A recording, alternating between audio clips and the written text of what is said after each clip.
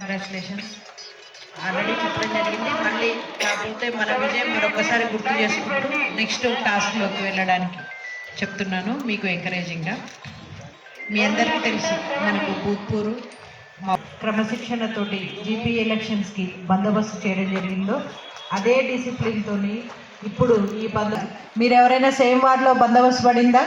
మీకు సంబంధించిన వాళ్ళు పోటీ చేస్తున్న వార్డులో ఎవరికైనా అలా పడిందా?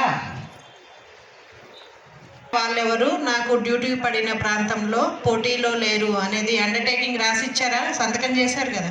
టీఏ వచ్చేస్తుందా? ఒకవేళ మీకు తెలిసిన వాళ్ళు గెలిస్తే రాదు కదా, అది వచ్చే సమయానికే వస్తుంది.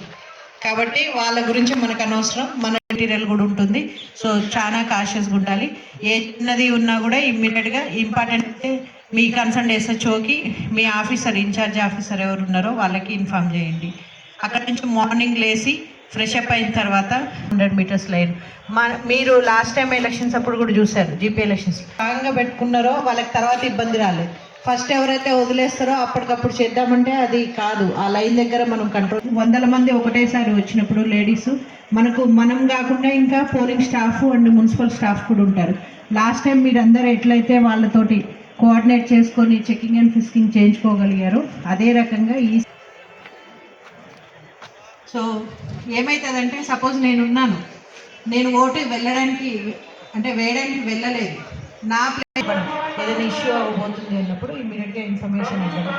సో ఇదంతా చేసుకుంటూ మనకి ఈవినింగ్ వరకు ఎలక్షన్ అయిపోతుంది పీస్ఫుల్గా.